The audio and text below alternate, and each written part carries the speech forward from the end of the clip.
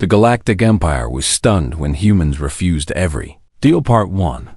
The Valorian Empire had ruled the galaxy for 6,000 years. They had brought 12,000 worlds under their control. Every species they met had accepted their offers. Every civilization had seen the wisdom of joining them. The Valorians brought peace. They brought technology. They brought order to chaos. No one had ever said no to them until they met the humans. The first Valorian ship arrived in Earth's solar system on a quiet Tuesday morning. It came out of faster-than-light travel near Jupiter, and every telescope on Earth turned to look at it. The ship was enormous. It was shaped like a silver crescent moon, and it glowed with blue light along its edges. Nothing humanity had ever built came close to matching it. Admiral Grace Sullivan was 53 years old. She had gray hair cut short and eyes that had seen too many hard decisions. She stood in the United Earth Council chamber and watched the alien ship on the main screen. Around her, generals and politicians whispered in worried voices. "They're not attacking," said Commander Nathan Brooks.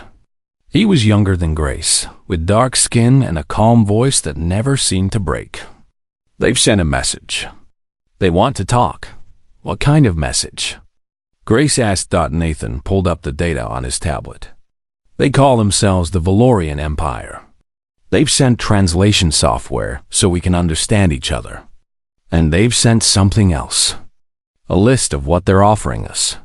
Grace took the tablet and read through it. The list was long. Medical technology that could cure every disease known to humanity. Machines that could produce unlimited clean energy. Ships that could travel between stars in days instead of years. Access to a galactic network of trade and communication spanning thousands of worlds. What do they want in return? Grace asked. Nathan hesitated. "Mining rights to our asteroid belt. Access to human genetic samples for their biological archives. Integration into their economic system as a developing partner species. And they want us to join their empire." The room went silent. Grace read through the document again, slower this time. She could feel the eyes of every person in the chamber on her. "It's a good deal," said one of the politicians, a nervous man named Henry Clark. "Look at what they're offering. We could end poverty. We could end disease. Our grandchildren could visit other galaxies. Our grandchildren would be Valorian subjects," Grace replied. "Would that be so bad?" "They seem peaceful. They're not threatening us." Grace set down the tablet. "Get me a direct communication line to their ship." The connection took only minutes to establish. The Valorians were eager to talk.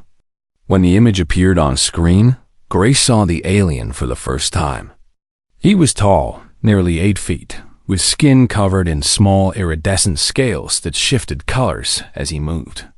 He had 4 arms and eyes that were completely black, like pools of oil. But his face was arranged in something that looked almost like a smile. "I am Executor Malthon," the alien said. His voice came through the translator, smooth and warm. "I speak for the Valorian Empire. We are honored to meet the people of Earth. I'm Admiral Grace Sullivan.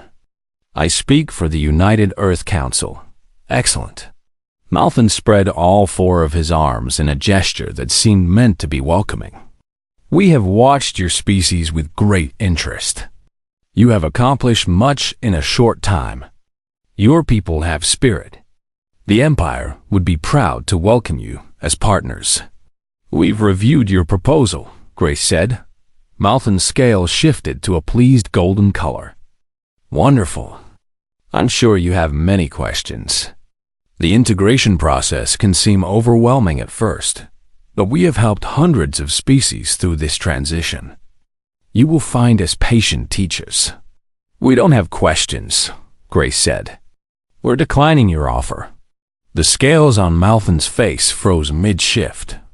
For a long moment, he simply stared at her. Behind Grace, she heard several people gasp. "I apologize," Malthon said slowly. "The translation must be faulty. Did you say you are declining?" "Yes, all of it." We appreciate you coming all this way, but we're not interested in joining your empire. Malfin's scales cycled through several colors that Grace couldn't identify. Blue, then purple, then a deep red that faded to orange. His four hands opened and closed. "Admiral Sullivan," he said, and his voice was careful now, like someone explaining something to a child who didn't understand. "Perhaps you don't fully grasp what we are offering. The Valorian Empire has brought peace and prosperity to 12,000 worlds. Species that were fighting among themselves now live in harmony. Civilizations that were dying from plague and famine now thrive. We are offering you the stars themselves." "I understand," Grace said. "And we're saying no. But why?" There was genuine confusion in his voice. "You have nothing to lose and everything to gain. Your technology is primitive compared to ours. Your ships can barely leave your own solar system. Without us, your species will spend centuries struggling to achieve what we can give you today." Grace looked at the alien on the screen. She thought about all the things he was offering. She thought about how easy it would be to say yes. She thought about her grandchildren and what kind of world they would grow up in. "Executor Malfin," she said. "Everything we have, we built ourselves. We crawled out of caves. We learned to make fire. We invented the wheel and the engine and the computer. We split the atom and walked on our moon. Every step of the way, someone told us it was impossible, and we did it anyway." "Admirable," Malfin said, "but inefficient. Why struggle when you don't have to?" "Because the struggle is the point. If you give us everything, we stop being us. We become just another species that owes its existence to you. That's not what we want." Malfin was silent for a long time. His scales had settled into a dull gray color that Grace guessed meant confusion or perhaps disbelief. "This is unprecedented," he finally said.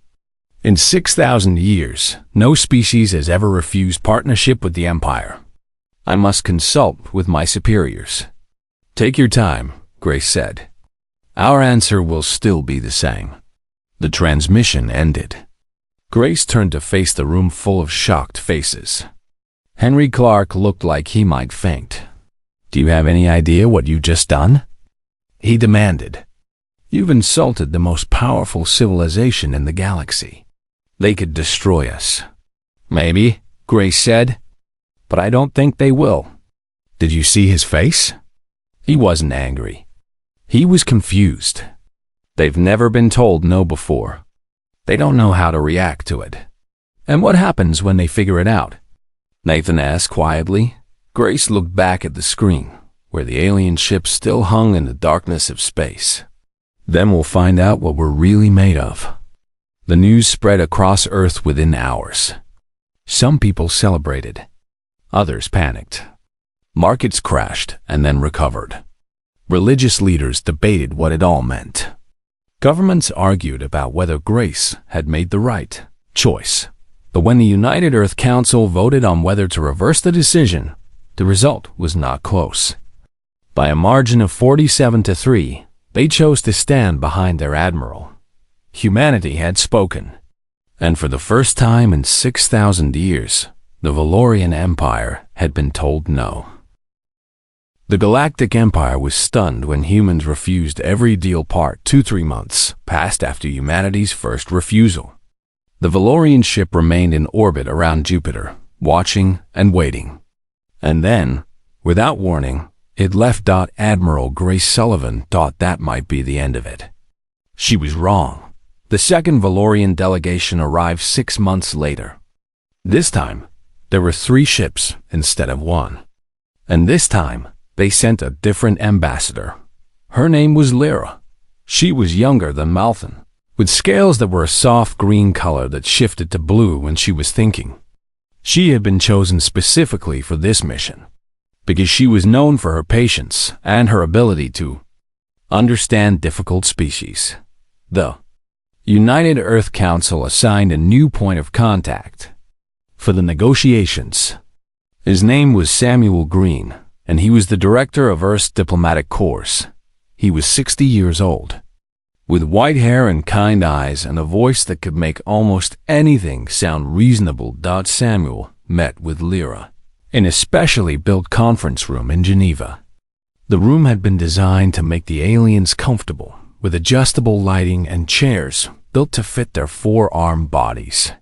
"Thank you for meeting with me," Lyra said as she sat down. "I understand your people have concerns about our previous proposal." "We appreciate you coming back," Samuel said. He poured himself a cup of coffee from a pot on the table. "Would you like anything? We can try to provide whatever you need." Lyra shook her head.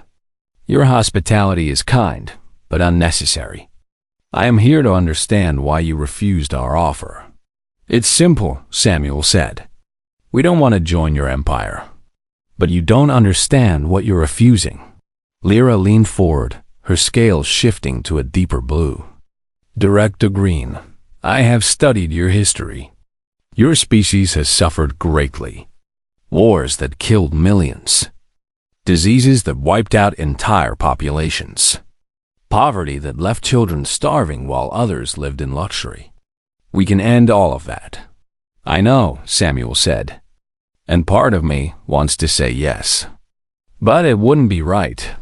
How can ending suffering not be right?" Samuel sipped his coffee and thought about how to explain. "Let me tell you a story," he said. "When I was a boy, my father taught me to fix things. Cars, machines, electronics. He could have fixed them himself much faster, but he made me do it. I broke things. I made mistakes. Sometimes I cut my hands on sharp edges or burned myself with hot metal. And every time I wanted to give up and let him do it." "Why didn't you?" Lyra asked. "Because he told me something I never forgot. He said that the struggle was how I would become who I was meant to be.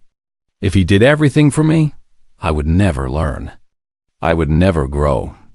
I would always be a child, depending on my father." Lyra's scales flickered. "That is a beautiful sentiment. But this is not a lesson between father and son. This is the survival of your entire species. It's the same thing, just bigger. If we accept your help, we become dependent on you. We stop struggling. We stop growing. And eventually, we forget how to do things for ourselves. Is that so terrible? Many species have accepted our help and lived happy lives. Happy, maybe. But are they free? Do they still decide their own future? Or do they just follow the path you set for them?" Lyra was quiet for a moment. Her scales had turned a pale yellow color that Samuel couldn't read. "I want to show you something," she said. She reached into a bag at her side and pulled out a small device. When she touched it, a hologram appeared in the air between them. It showed a planet covered in green forests and blue oceans. Cities floated in the clouds, connected by bridges of light. "This is Keshen Prime," Lyra said. 300 years ago, it was a dying world. The Keshani people had polluted their planet until nothing could grow. They were starving, fighting each other for the last scraps of food. When we found them, they had perhaps 50 years before extinction. The image changed, showing the planet as it must have looked before. Brown and gray, with poisoned oceans and dead forests. "We offered them partnership," Lyra continued. "They accepted. We cleaned their world. We taught them to build sustainable cities. We gave them medicine and food and hope. Now they live in paradise." "That's wonderful," Samuel said. "Truly, I'm glad you helped them." "Then why won't you let us help you?" "Because we're not dying," Samuel said gently. "We have problems, yes, but we're solving them. Slowly, in our own way, with our own hands." The Keshani had no choice. "We do." Lyra's scales turned red. "You would choose to suffer when you don't have to? We choose to be free, even if freedom is harder." Lyra stood up. She walked to the window and looked out at the city of Geneva, with its old buildings and crowded streets and people going about their daily lives. I don't understand your species, she said. You are irrational. You choose difficulty over ease, pain over comfort, uncertainty over security. By every measure we use to evaluate civilizations, you are making the wrong choice. Maybe, Samuel said. Or maybe your measures don't account for everything that matters. What could matter more than peace and prosperity? Samuel joined her at the window. Do you see that woman down there? The one with the red coat? Lyra looked. Yes, I don't know her name. I don't know anything about her. But I know that every choice she makes today is her own. Where she goes, what she does, who she talks to. Nobody is directing her. Nobody is managing her life to ensure maximum efficiency or happiness. She might make mistakes. She might suffer. But her life belongs to her. That seems chaotic, Lyra said. It is. And it's beautiful.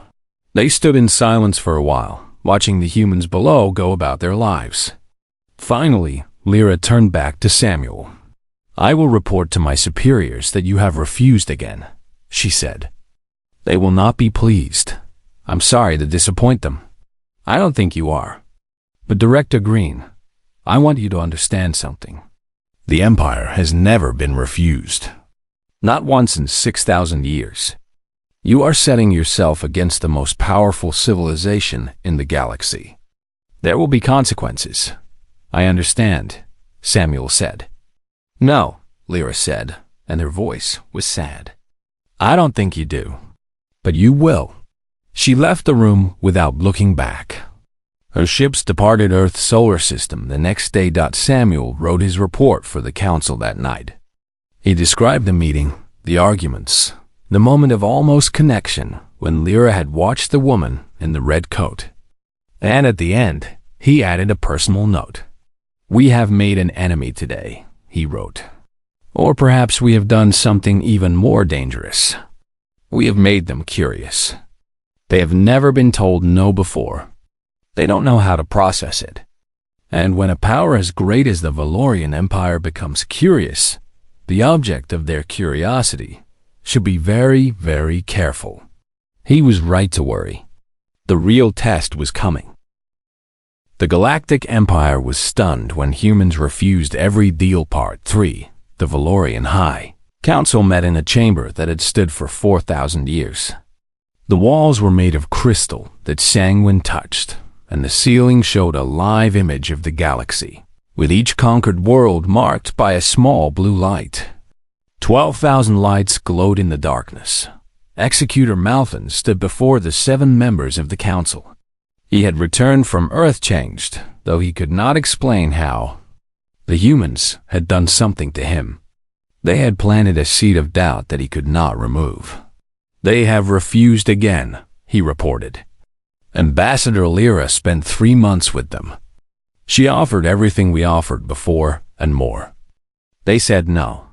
High Counselor Veth was the oldest member of the council. Her scales had faded to a dull silver with age, but her mind was still sharp. She leaned forward in her chair. This is troubling, she said. Not because of what the humans can do to us. They are primitive. Their technology is nothing compared to ours. A single patrol fleet could destroy their entire civilization in days. Then why not do it? Asked another counselor, a younger male named Keth. They have insulted us. They have rejected our generosity. Make an example of them. No, Beth said firmly. We do not destroy civilizations for saying no. That is not who we are. The Valorian Empire brings light, not death. Then what do you suggest? Malfin asked. Beth's scales shifted thoughtfully. Perhaps they need to understand what they are refusing. They have never experienced isolation. They have never felt what it means to be alone in the galaxy. The other counselors nodded slowly, understanding what she meant. We will withdraw, Veth said. All contact, all communication, all presence. And we will make sure no other species approaches them. Let them sit in their little solar system and think about their choice. When they are ready to be reasonable, we will be waiting. The order went out that same day. The Valorian blockade began. Admiral Grace Sullivan learned about the blockade when her deep space sensors detected a fleet of ships taking position at the edge of the solar system. There were 50 vessels, each one larger than any ship humanity had ever built. They did not attack. They did not communicate. They simply sat there like a wall between Earth and the stars. "They're not letting anything in or out," Commander Nathan Brooks reported. "We sent a probe to try to pass them. They destroyed it without warning." "Did they say anything?" Grace asked. "Nothing." Complete silence. Grace stood at the window of her office, looking up at the night sky. Somewhere out there, beyond what her eyes could see, the Valorians had drawn a line. They were telling humanity to stay in its place. "What do we do?" Nathan asked. Grace was quiet for a long time. She thought about all the things the Valorians had offered. The medicine that could have saved millions of lives. The technology that could have taken them to other stars. All of it was gone now, locked behind a wall of alien ships. "We do what we've always done," she said finally. "We survive. We adapt. We keep going." The first year of the blockade was hard. People were angry. Some blamed Grace for refusing the Valorians. Others blamed the politicians. Protests happened in every major city on Earth. Some demanded that the Council change its mind and accept the Valorian offer. Others demanded that humanity fight back, but fighting was not an option. Nathan had run the simulations 100 times. Humanity's entire military fleet combined could not defeat even one of the Valorian patrol ships. They were outgunned, outmatched, and completely alone. So they did the only thing they could do. They worked. Every research program on Earth was accelerated. The best scientists in the world were brought together and given unlimited resources. Their mission was simple: find a way to the stars that did not depend on the VELORINs. Dr. Lisa Morgan led the team at the New Geneva Research Institute. She was 42 years old, with dark hair that she never had time to comb and eyes that looked like they hadn't slept in weeks. She had spent her whole career studying theoretical physics, dreaming of faster-than-light travel. Now, that dream had become desperate necessity. "We need to understand how their ships work," she told her team. "They travel between stars in days. That means they're bending space somehow, or creating wormholes, or using physics we haven't discovered yet." "And how do we figure that out?" asked one of her researchers, a young man named Daniel Porter. "We can't exactly ask them. We watch," Lisa said. "Every time one of their ships moves, we record everything. Energy signatures, gravitational effects, radiation patterns. Somewhere in that data is the secret to faster-than-light travel." It was slow work. The Valorian ships rarely moved, and when they did, it happened so fast that human instruments could barely detect it. But piece by piece, data point by data point, Lisa and her team began to understand. Meanwhile, the rest of humanity adapted to isolation. Trade routes within the solar system expanded. Mining operations on asteroids and moons increased production. The colonies on Mars and the moons of Jupiter grew larger and more self-sufficient. Humanity had been forced into a box, but they were determined to make that box as comfortable as possible. 2 years into the blockade, Grace Sullivan received an unexpected message. It came not from the Valorians, but from somewhere beyond the blockade. The signal was weak and heavily encrypted, but it was definitely directed at Earth. "This is not possible," Nathan said as he watched the technicians try to decode the message. "Nothing should be able to get past the Valorian ships." "And yet something did," Grace replied. "What does it say?" The decryption took another 3 days. When the message finally became clear, Grace read it alone in her office. Then she read it again to make sure she understood. The message said, "We are the Kashari. We have watched your refusal with great interest. We believe you are making a mistake. We also believe you have the right to make it. We would like to talk." Grace sat back in her chair and looked at the night sky through her window. Somewhere out there, beyond the Valorian blockade, someone had noticed them. Someone wanted to help. She didn't know if it was a trap. She didn't know if the Kishari were friends or enemies or something else entirely. But for the first time since the blockade began, she felt something she had almost forgotten. Hope. She sent a reply that same night, not knowing if it would ever reach its destination. But she knew she had to try. To the Kishari. "We receive your message. We are listening. Tell us more." The galaxy was changing, and humanity was about to learn that they were not as alone as the Valorians wanted them to believe. The Galactic Empire was stunned when humans refused every deal. Part 4. The Kishari response came 3 weeks later. Hidden in the background radiation of a distant pulsar where no Valorian sensor would think to look. The signal was clever, almost artistic in its design. Whoever had sent it understood how to avoid the Empire's eyes. Ambassador Karen Wells was chosen to handle the secret communications.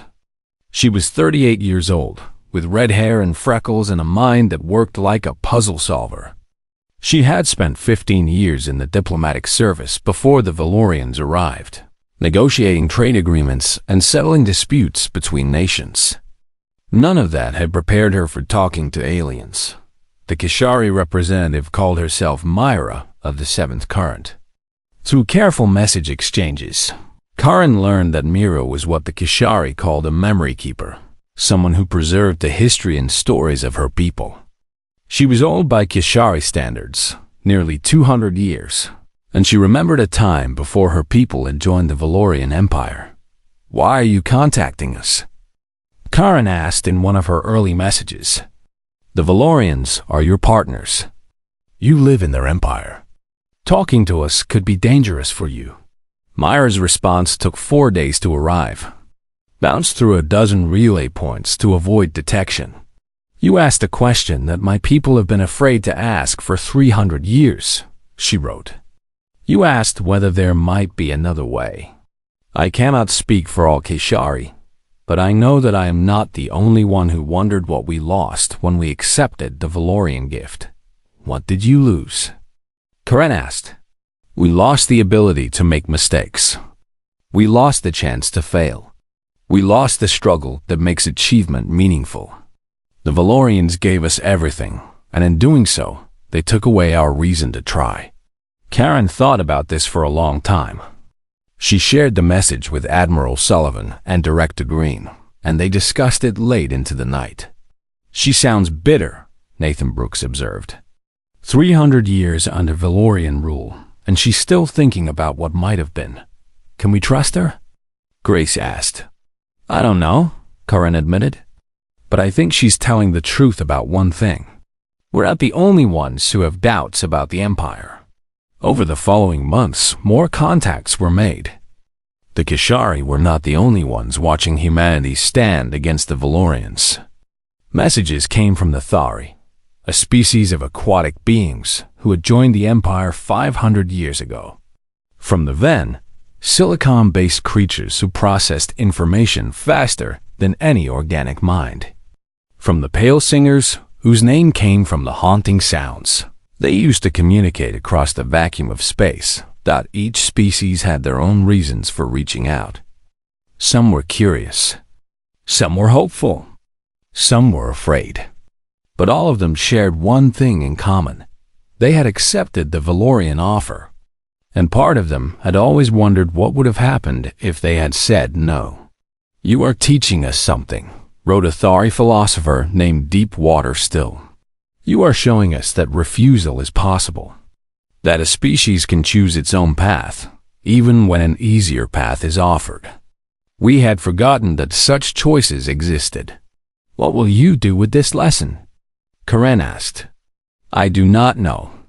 Our people have been part of the Empire for so long that we have forgotten how to be anything else. But perhaps our children will remember. Perhaps they will make different choices than we did." The communications remained secret for almost a year. But secrets have a way of spreading, especially when they contain dangerous ideas. Somewhere in the vast network of the Valorian Empire, someone noticed that something was different. Someone started asking questions. The first sign of trouble came when a Valorian ship broke formation from the blockade fleet and approached Earth directly. Admiral Sullivan put all defenses on high alert, but the ship did not attack. Instead, it broadcast a message on an open channel. "We know about your communications," the message said. "We know you have been talking to species within the Empire.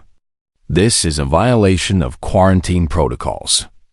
All contact must cease immediately." Grace did not respond. There was nothing to say. The blockade tightened. More ships arrived, creating a sphere around the solar system so complete that not even light seemed to escape. The hidden communications became harder to maintain. Messages that once took days to arrive now took weeks or never arrived at all. But it was too late to stop what had started. The idea had spread too far, touched too many minds. Across the Empire, species that had lived peacefully under Valorian rule for centuries began to ask questions they had never asked before. On Kashan Prime, the paradise world that Ambassador Lyra had shown to Director Green, a young Kishani named Bright Dawn organized a discussion group. They met in secret in the deep caves beneath the floating cities, and they talked about what their ancestors had been like before the Empire came. They talked about struggle and failure and the meaning of achievement. They talked about humanity. They refused to be helped, Bright Dawn said to her followers. They would rather struggle alone than accept an easy gift. At first, I thought they were foolish. Now I think they understand something we have forgotten. What is that? Someone asked. That we are more than what we accomplish. We are defined by what we choose. And if we never have to choose, if everything is given to us, then we become nothing at all. Similar groups formed on other worlds. The Ven created a hidden information network to share ideas that the Valorians had never approved. The Pale Singers composed new songs about freedom and choice, songs that spread from world to world despite attempts to suppress them. Even the Thari, who lived in the deepest oceans of their water world, began to teach their children stories about a strange species called humans who had done the impossible. The Valorian High Council watched these developments with growing alarm. They had expected humanity to give in. They had expected that isolation and hardship would break the humans' resolve. Instead, something far more dangerous was happening. "They are infecting the Empire," Counselor Keth said during an emergency session. "Their ideas are spreading like a disease. Species that have been loyal for centuries are now questioning our guidance." "It is not a disease," High Counselor Veth replied. "It is a question. And we have never been good at answering questions. We have always simply provided solutions. Then, what do? Veth was silent for a long moment. Her old eyes looked at the map of the galaxy, at all the blue lights representing worlds under Valorian protection. "I do not know," she admitted. "For the first time in my long life, I do not know." On Earth, humanity continued to work. Dr. Lisa Morgan and her team made breakthrough after breakthrough in their understanding of faster-than-light physics. The colonies on Mars and Jupiter's moons grew stronger and more independent. Human children were born who had never known a time before the blockade.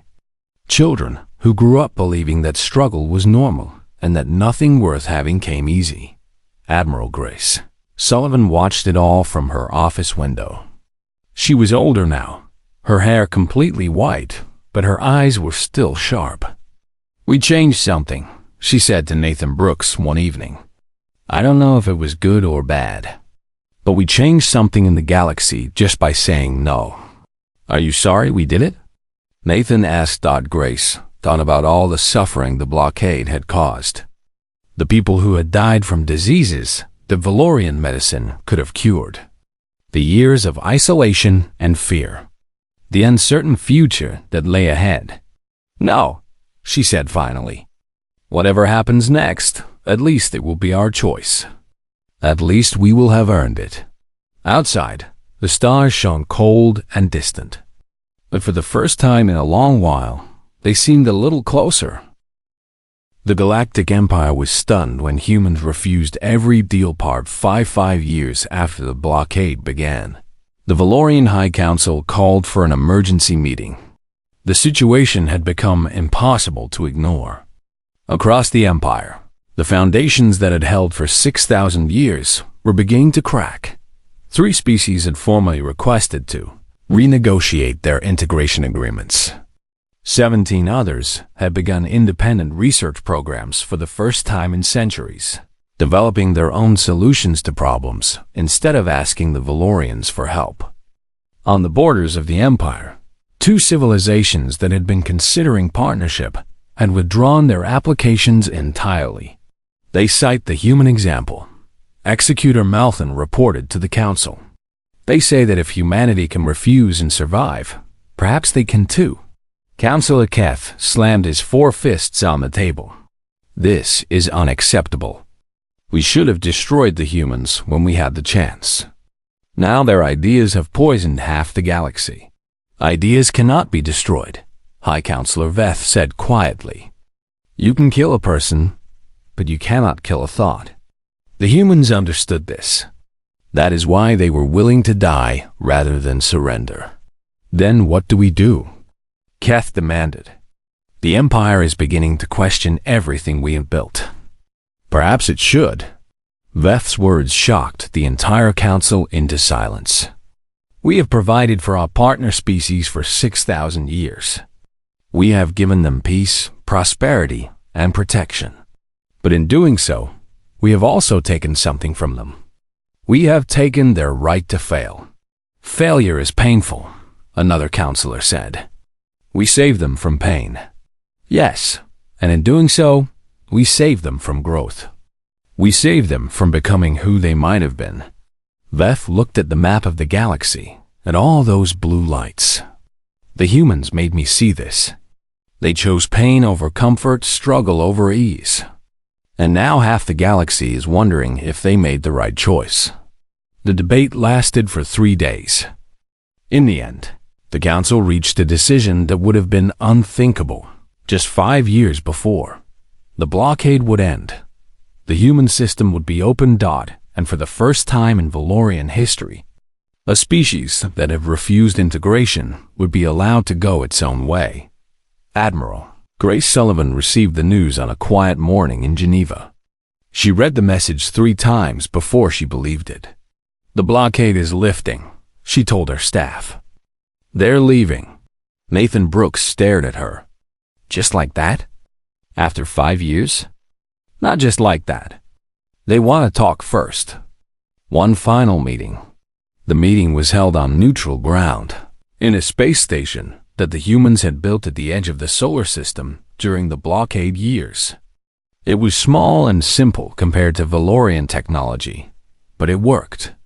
The humans had built it themselves with their own hands, using knowledge they had developed on their own. Executor Malthan came alone. He looked different than Grace remembered.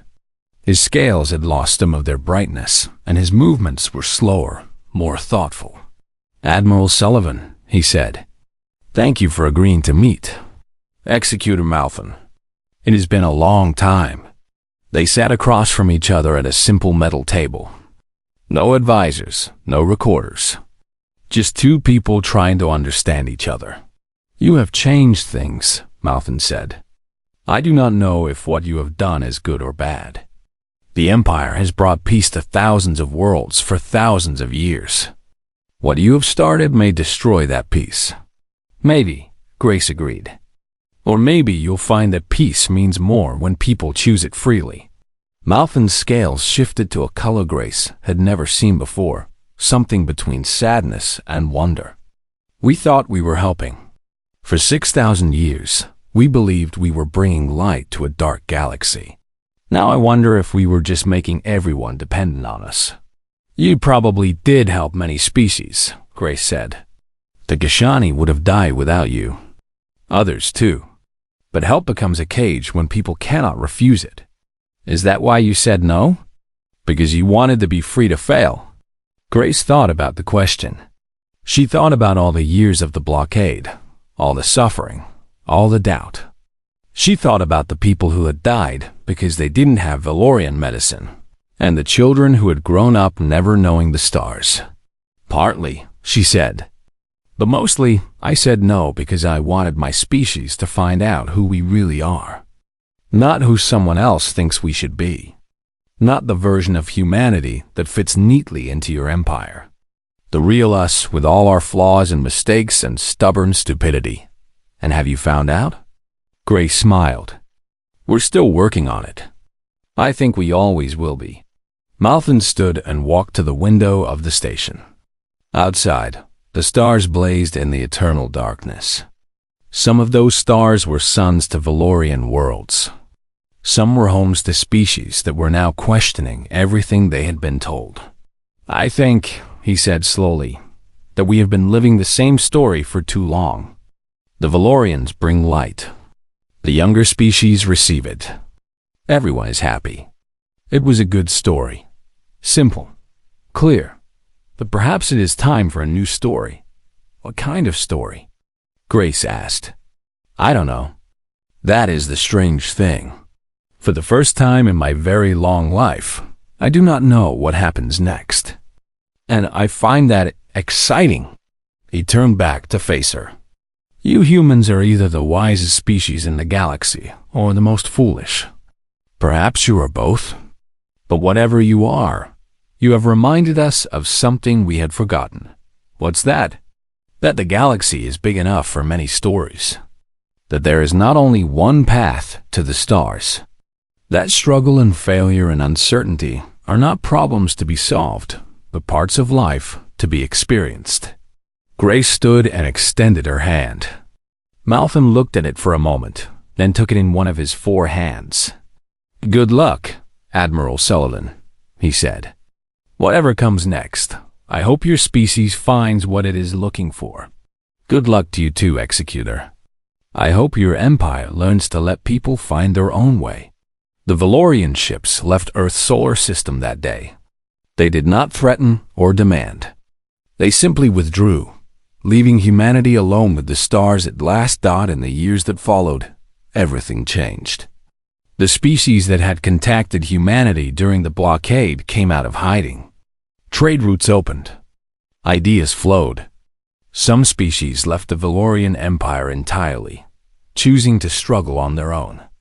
Others stayed but renegotiated their agreements, demanding more freedom, more choice, more room to fail.